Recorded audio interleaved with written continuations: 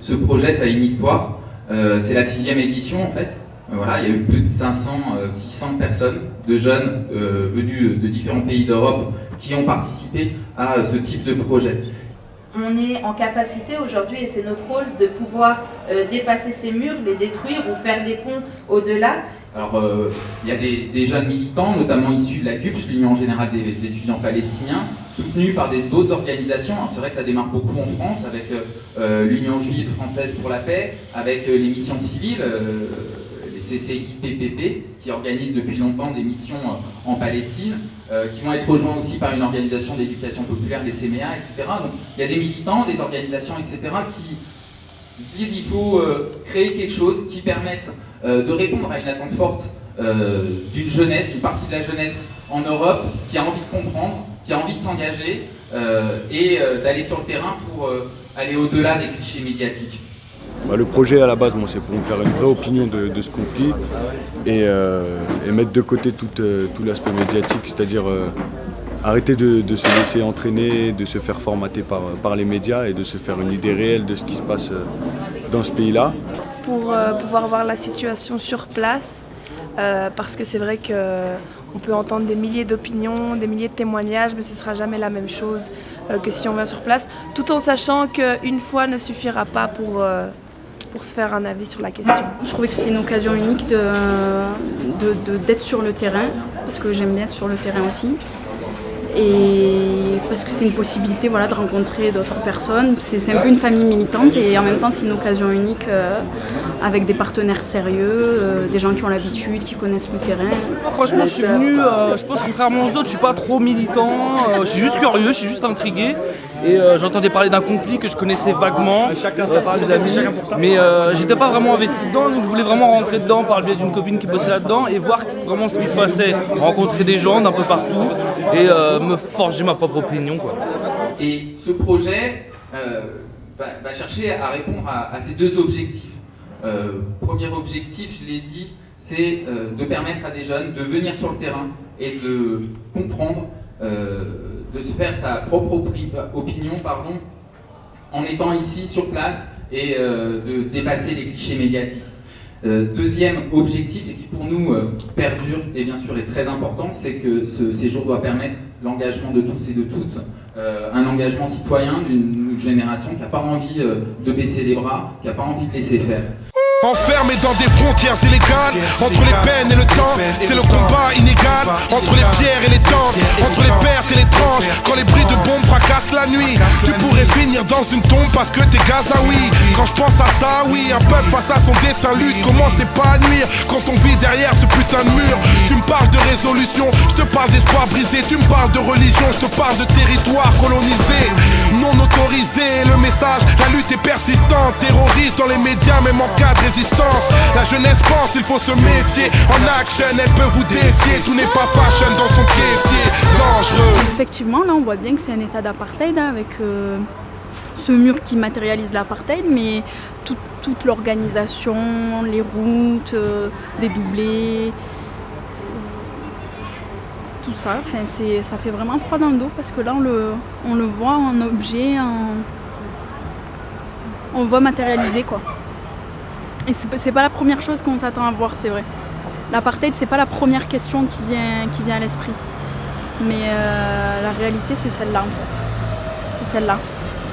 On ne tolère pas les Palestiniens chez eux. Ce qui est quand même assez fou. Franchement, ici, moi j'ai lu des livres. Je me suis renseigné autour de moi. J'ai vu des gens qui sont partis et ils m'ont tous raconté un petit peu ce qui se passe en Palestine. Mais ce que je vois, ça dépasse de loin tout ce que j'ai pu entendre. Et ça me fait prendre conscience de ce qui se passe réellement sur le terrain. Moi personnellement, je suis écœuré. Les colonies, tout ça, moi je suis écœuré, c'est tout. Vous avez vu, vous avez pu vivre ce qu'était la réalité ici aujourd'hui. Transmettez-le, passez ce message, dites-le aux gens qui, eux, n'ont pas pu voyager jusqu'à chez nous et du coup se rendre compte de quelle est la réalité ici. Et du coup, véhiculer ce message et en rentrant chez nous, pouvoir témoigner, le transmettre aux amis, à la famille et au plus grand nombre possible, c'est aussi cet acte de témoignage important et essentiel dans dans ce que pourrait être notre solidarité auprès des Palestiniens. Il y a des choses qui sont possibles, il faut s'organiser, ça demande de l'énergie, ça demande de l'imagination, ça demande de l'organisation, mais il y a des choses qui sont possibles et agir au-delà d'ici, c'est aussi agir au retour dans nos pays pour convaincre et pour peser.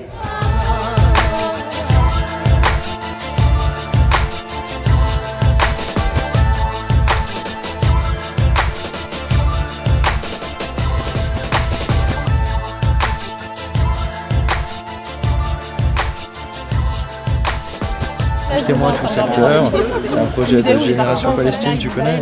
C'est de l'apprentissage, c'est de l'ouverture d'esprit, c'est de la prise de conscience.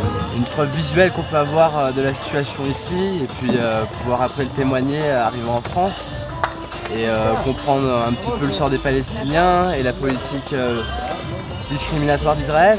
Parce que même si les idées, le contexte général, la situation générale, on la connaît dans les grandes lignes et tout, quand tu viens ici, en fait, tu rencontres les gens, t'en parles avec eux, tu vois par tes propres yeux et en fait, tu as beaucoup d'informations complémentaires qui te donnent vraiment des billes, des outils pour quand tu rentres, pouvoir vraiment témoigner et vraiment sensibiliser vraiment plus les gens à la cause palestinienne et aux droits humains et à la paix en général.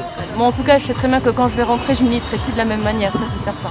Les jeunes citoyens européens en marche parce qu'il y a trop du taf à faire et tout de notre côté en Europe pour changer la donne parce qu'il y a plusieurs fronts, il y a quelque chose à faire en Palestine, il y a quelque chose à faire du côté des citoyens israéliens, du côté de la Palestine 48 et nous on a un gros rôle à jouer en fait en Europe, dans nos pays, auprès de notre génération, etc.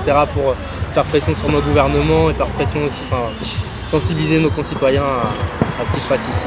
Je reviendrai, j'en veux encore, je veux comprendre plus, je suis encore plus militant que je n'étais avant, je ne lâcherai rien. Moi je dis à tous les jeunes, venez en Palestine pour ce projet-là parce qu'il faut se former, il faut sortir des mythes sur le conflit israélo-palestinien, il faut venir voir ce que c'est que la réalité, quoi. Je me souviens de la première question que tu m'avais posée, c'était pourquoi tu étais là. Finalité, je repars avec les réponses à mes questions. Je pense qu'il y a encore beaucoup de choses à faire. Et par rapport au projet 3TA dans sa globalité, je le recommande vraiment parce que ça nous permet vraiment de voir ce qui se passe sur le terrain. On rencontre des intervenants, des partenaires, ils sont super. C'est quelque chose de concret, c'est pas d'abstrait en tout cas. Voilà, on voit vraiment ce qui se passe, on nous emmène voir des bédouins, ils nous expliquent ce qu'ils vivent.